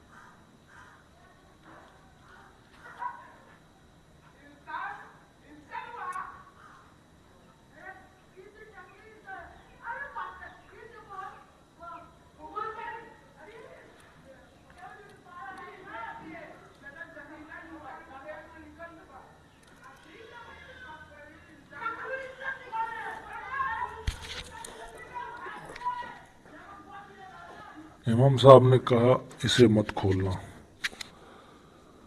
इसे यहाँ मत खोलना। अयान ने पूछा, क्यों? उन्होंने कहा, क्योंकि अगर इसमें कोई इसमें वही है जो मैं सोच रहा हूँ तो यह सिर्फ तुम्हारे परिवार का मामला नहीं रहेगा। आरिफ ने पूछा, तो कहाँ जाए? इमाम साहब ने कहा, ऐसी जगह जहाँ कोई हमें सुन ना सके। अयान ने पूछा, कहाँ? इमाम साहब ने जवाब दिया, मस्जिद के पुराने पुस्तकालय में। पुराना पुस्तकालय। चारों लोग मस्जिद के पुराने हिस्से में पहुंचे। कमरा वर्षों से बंद था। दीवारें पर पुरानी किताबें रखी थी। इमाम साहब ने एक अलमारी हटाई। पीछे छोटा सा कमरा था। उन्होंने कहा, ये जगह तुम्हारे पिता भी जानते थे। अयान ने पूछा, अब्बा यहाँ क्यों आते थे? इमाम साहब ने कहा, क्योंकि यहाँ कोई उनकी बात सुनने वाला नहीं था। अयान ने धातु की वस्तु मेज पर रखी, लेकिन उसे चलाने के लिए किसी उपकरण की ज़रूरत थी। आरिफ ने अपने जेब से छोटा पुराना लैपटॉप निकाला। अयान ने हैरानी से पूछा, तुम इसे हाथ लेकर घूम रहे हो? आरिफ मुस्कुराया, मैं कई सालों से अपने अब्बा की चीज़ें ढूंढ रहा था। रिकॉर्डिंग शुरू। धातु की वस्तु को लैपटॉप से जोड़ा गया। स्क्रीन पर सिर्फ एक फाइल दिखाई दी। नाम था H17। आरिफ ने फाइल खोली। कुछ सेकंड तक शोर सुनाई दिया, फिर हामिद की आवाज़ आई। अगर ये रिकॉर्डिंग मेरे दोनों बेटों तक पहुँचे तो समझ लेना कि मैं जो डर महसूस किया था वो नहीं, वो सही था। अयान की आंखों में आंसू आ गए। रिकॉर्डिंग आगे चली। जिस आदमी पर मैंने भरोसा किया था वही मेरी सबसे बड़ी कमजोरी बन गया। फिर कुछ सेकंड की खामोशी, लेकिन मैं उसका नाम इसलिए नहीं ले रहा क्योंकि मुझे डर है कि अगर ये रिकॉर्डिंग गलत हाथों में चली गई तो मेरे बच्चों की जान खतरे में पड़ जाएगी। ज़मीन का असली राज। रिकॉर्डिंग में हामिद ने बताया था कि ज़मीन में कागज़ों में सिर्फ धोखा नहीं हुआ था, कुछ परिवारों की ज़मीनें नकली दस्तावेज़ों के जरिए एक बड़े नेटवर्क के नाम की जा रही थी। हामिद ने सबूत इकट्ठा किए थे, लेकिन उसके पास एक और जानकारी थी। एक गुप्त रजिस्टर था। उस रजिस्टर में उन लोगों के नाम थे जिन्होंने गरीब परिवारों की ज़मीन हड़पने में मदद की थी। अयान ने कहा, वह रजिस्टर कहाँ था? रिकॉर्डिंग में हामिद की आवाज़ आई, रजिस्टर ऐसी जगह है जहाँ कोई उसे ढूंढने के बारे में सोच भी नहीं सकता। फिर रिकॉर्डिंग रुक गई। माँ का संदेश। अचानक स्क्रीन पर दूसरा फाइल दिखाई दी। उसका नाम था एन नंबर 1। आरिफ ने उसे खोला। इस बार आवाज़ उसकी माँ की थी। अयान की आंखों भर आई। माँ ने कहा, अगर मेरे दोनों बेटे ये सुन रहे हैं तो मैं शायद इस दुनिया में नहीं हूँ। कुछ सेकंड की खामोशी। फिर मैंने तुम्हारे बहुत कुछ छुपाया, लेकिन मैंने तुम्हें कभी धोखा नहीं दिया। अयान ने आंखें बंद कर ली। माँ की आवाज़ आगे आई, तुम्हारे पिता के साथ जो हुआ उसमें सिर्फ एक आदमी दोषी नहीं था, लेकिन सबसे बड़ा गुनाह उस आदमी का था जिससे सच जानते हुए भी चुप्पी चुनी। अयान ने तुरंत आरिफ की तरफ देखा। चुप्पी का मतलब? आरिफ ने कहा, अम्मी किसकी बात कर रही है? अयान ने जवाब नहीं दिया। इमाम साहब भी चुप थे। रिकॉर्डिंग आगे चली। अगर तुम उस आदमी को ढूंढना चाहते हो तो उस पुराने कुएं के पास जाना जहाँ तुम्हारे अब्बा नमाज के बाद अक्सर बैठते थे। फिर एक और बात कहेंगे, वहाँ तुम्हें पहला नाम मिलेगा। रिकॉर्डिंग बंद हो गई। पुराना कुआं। अगर अयान, आरिफ और इमाम साहब रात में पुराने कुएं की तरफ निकल पड़े। कुआं गांव से थोड़ा बाहर था, बहुत पुराना। उसके आसपास झाड़ियाँ उग गई थी। आरिफ ने कहा, अब्बा मुझे बचपन में यहाँ लाते थे। अयान ने, मुझे क्यों नहीं? आरिफ ने कहा, तुम बहुत छोटे थे। दोनों भाई कुछ पल मुस्कुराए, लेकिन तभी अयान की नज़र कुएं की दीवार पर लग गई। एक पत्थर बाकी पत्थरों से अलग था। उसने पत्थर हटाना, पीछे एक छोटा कागज़ छिपा था। उस पर सिर्फ एक नाम लिखा था, रहमान। नाम का झटका। अयान ने कहा, रहमान, उस्ताद रहमान? आरिफ चुप रहा। इमाम साहब ने भी कुछ नहीं कहा। अयान ने पूछा, क्या उस्ताद रहमान भी इसमें शामिल थे? इमाम साहब ने जवाब दिया, किसी का नाम कागज़ पर लिखा होना अपराध साबित नहीं करता। अयान ने कहा, लेकिन अब हर आदमी पर शक हो रहा है। आरिफ ने कहा, हमें शक नहीं, सबूत चाहिए। अचानक पीछे से आवाज़ आई, सही कहा। तीनों ने पीछे देखा। उस्ताद रहमान खड़े थे। उस्ताद रहमान की सफाई। अयान ने गुस्से में पूछा, आपका नाम यहाँ क्यों लिखा है? उस्ताद रहमान ने कहा, क्योंकि तुम्हारे पिता ने मुझसे मदद मांगी थी। अयान ने कहा, पूछा किस चीज़ में? उन्होंने कहा, तुम्हारे पिता ने मुझे वह रजिस्टर सुरक्षित रखने के लिए दिया था। आरिफ ने तुरंत पूछा, रजिस्टर कहाँ है? उस्ताद रहमान ने कहा, मेरे पास नहीं है। अयान ने पूछा, तो किसके पास? उस्ताद रहमान ने उसकी आंखों में देखा, तुम्हारी माँ के पास था। अयान ने कहा, लेकिन अम्मी अब नहीं है। उस्ताद रहमान बोले, उन्होंने उसे तुम्हारे लिए छोड़ा है, माँ की आखिरी निशानी। उस्ताद रहमान ने अपनी जेब से एक छोटा कपड़ा निकाला। उसमें एक चाबी थी। अयान ने चाबी देखते ही पहचान लिया, वही चाबी जो उसे माँ के कमरे से मिली थी। अयान ने पूछा, ये आपके पास कैसे? उस्ताद रहमान ने कहा, तुम्हारी माँ ने मुझे दी थी।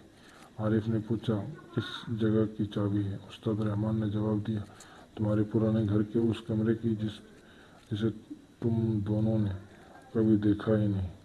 अयान चौंक गया, लेकिन हमारे घर में ऐसा कोई कमरा नहीं है। उस्ताद रहमान ने कहा, है। फिर उन्होंने धीरे से कहा, वह कमरा ज़मीन के नीचे है, सबसे बड़ा सुराख। चारों वापस अयान के पुराने घर पहुंचे। उस्ताद रहमान ने घर के आंगन में एक जगह दिखाई। उन्होंने मिट्टी हटाई। नीचे पत्थर की एक पट्टी थी, उस पर वही निशान था, 17। आरिफ ने कहा, यही नंबर रिकॉर्डिंग में था। अयान ने चाबी लगाई, पट्टी धीरे धीरे खुली, नीचे जाने वाली सीढ़ियाँ दिखाई दी। अंदर से पुरानी हवा बाहर आई। अयान ने मोबाइल की रोशनी नीचे की। सीढ़ियों के अंत में एक कमरा था और कमरे की दीवार पर बड़े अक्षरों में लिखा था, सच से भागने वाला इंसान दुनिया से छिप सकता है, अपने रब से नहीं। अयान कुछ पल तक उस वाक्य को देखता रहा, फिर चारों नीचे उतर आए। कमरे के अंदर एक पुरानी लकड़ी की अलमीरी थी। उसे खोलते ही एक बड़ा रजिस्टर दिखाई दिया। अयान ने पूछा,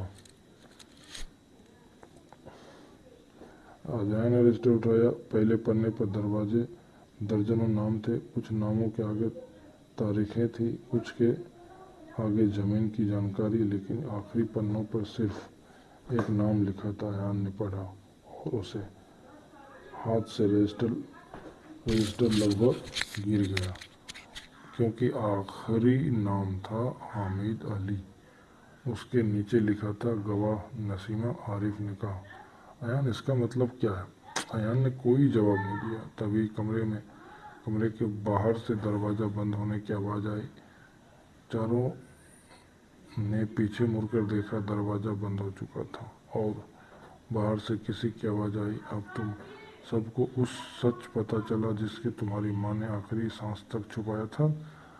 अयान ने दरवाज़ा पीटना शुरू किया। कौन है? बाहर से जवाब आया, जिस आदमी को तुम सब मरा हुआ समझते रहे। एक पल की खामोशी, फिर आवाज़ आई, वही तुम्हारे पिता की मौत का सबसे बड़ा गवाह है। वो आदमी जो मर चुका था। कमरे का दरवाज़ा बाहर से बंद था। अयान ने पूरी ताकत से दरवाज़ा पीटा, दरवाज़ा खोलो। कोई जवाब नहीं आया। आरिफ ने कहा, अयान शांत हो, पहले कमरे को देखते हैं। कमरे में चारों तरफ पुरानी फाइलें थी।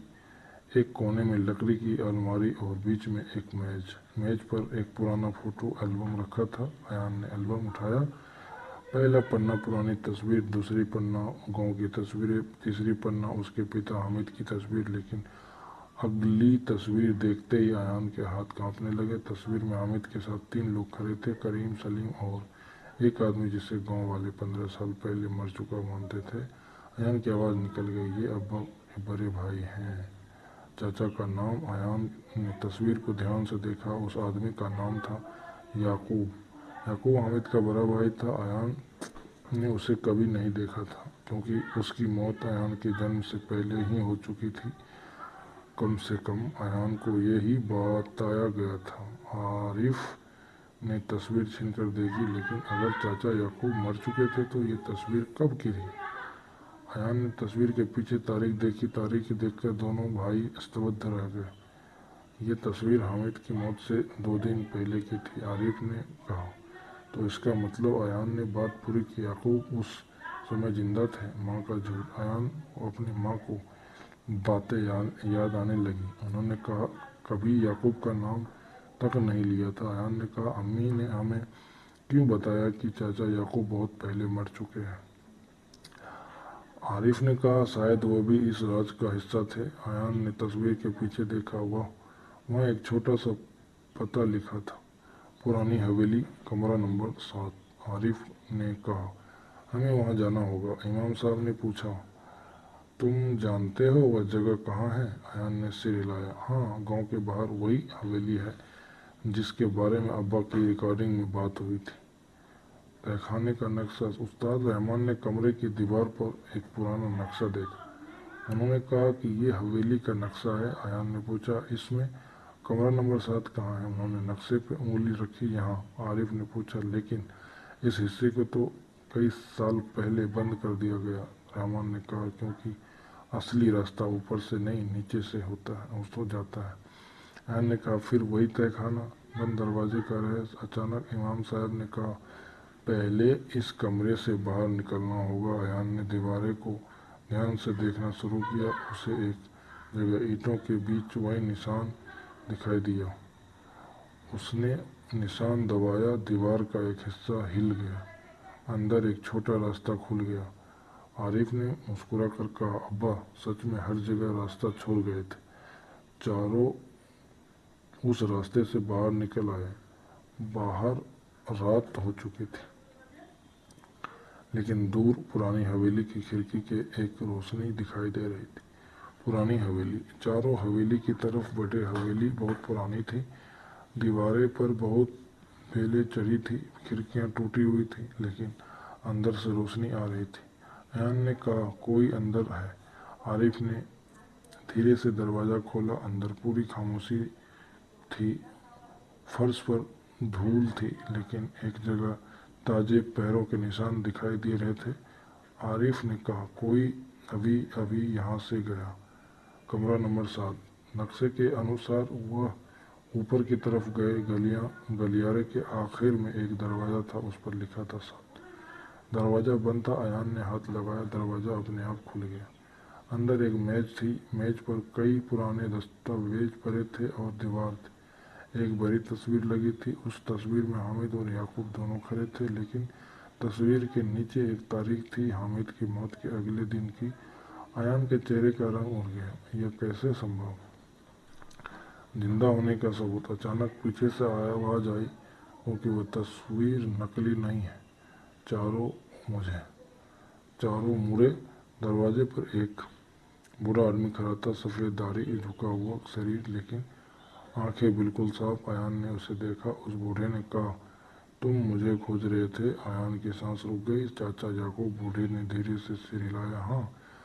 आरिफ आगे बढ़ा, आप इतने साल कहाँ थे? याकूब ने जवाब दिया, भाग रहा था।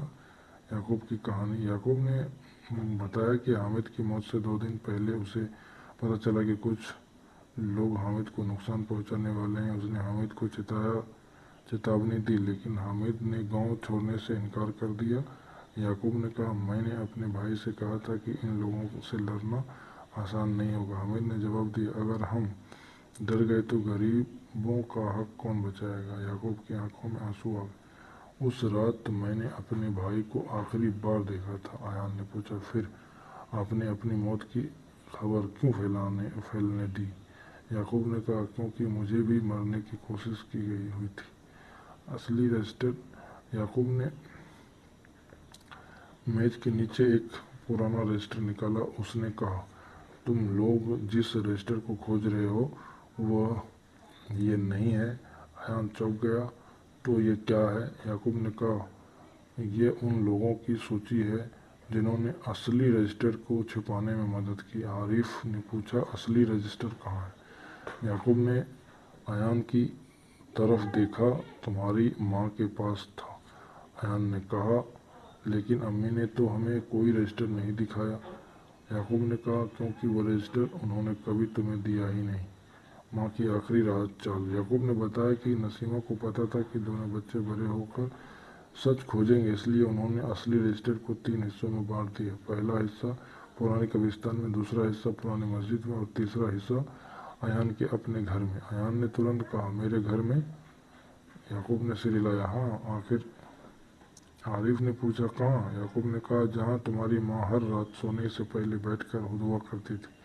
अयान की आंखें फैल गई। माँ की नमाज वाली जगह। सबसे बड़ा खुलासा। अयान को अचानक याद आया कि माँ के कमरे में एक छोटी सी लकड़ी की अलमारी थी। उसके अंदर एक पुरानी जहाँ नमाज हमेशा रखी रहती थी। माँ की किसी को उसे छूने नहीं देती थी। अयान ने कहा, वह वहीं हो सकता है। याकूब ने कहा, अगर तुम्हारी माँ ने योजना के मुताबिक सब कुछ किया था तो? हाँ। आरिफ ने पूछा, और अगर रजिस्टर मिल गया? याकूब ने गंभीर आवाज़ में कहा, तो उन लोगों के सामने आ जाएंगे जिन्होंने तुम्हारे पिता को ज़िंदगी बर्बाद की। अयान ने पूछा, और क्या उसमें हामिद की मौत का सच भी होगा?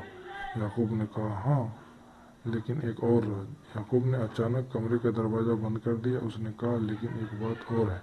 अयान ने पूछा, क्या? याकूब ने कहा, तुम्हारे पिता की मौत से पहले उन्होंने मुझे एक बात बताई थी। आरिफ ने पूछा, क्या? याकूब ने अयान की तरफ देखा। उन्होंने कहा कि अगर उनके दोनों बेटे कभी एक साथ हो जाए तो उन्हें सबसे पहले ये पता लगाना होगा कि वह रुक गया। अयान ने पूछा, क्या? याकूब ने धीरे से कहा, उनके खिलाफ साजिश में उनके अपने परिवार का कोई आदमी भी शामिल था। कमरे में सन्नाटा छा गया। अयान ने आरिफ की तरफ देखा, आरिफ ने अयान की तरफ।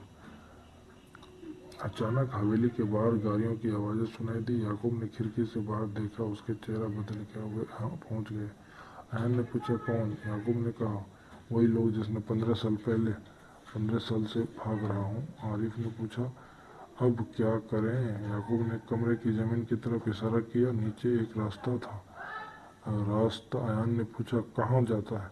याकूब ने जवाब दिया, तुम्हारे पुराने घर के नीचे। अयान चौंक गया, लेकिन वहाँ तो हम अभी जा चुके हैं। याकूब ने कहा, नहीं, तुम सिर्फ पहला कमरा देख पाए थे। फिर उसने फर्श के नीचे छुपा दरवाज़ा खोला। नीचे अंधेरी सीढ़ियाँ दिखाई दी और सीढ़ियों के आखिरी हिस्से से एक बच्चे के रोने जैसी आवाज़ आ रही थी। अयान और आरिफ दोनों रुक गए। आरिफ ने फुसफुसाकर कहा कि यहाँ कोई है।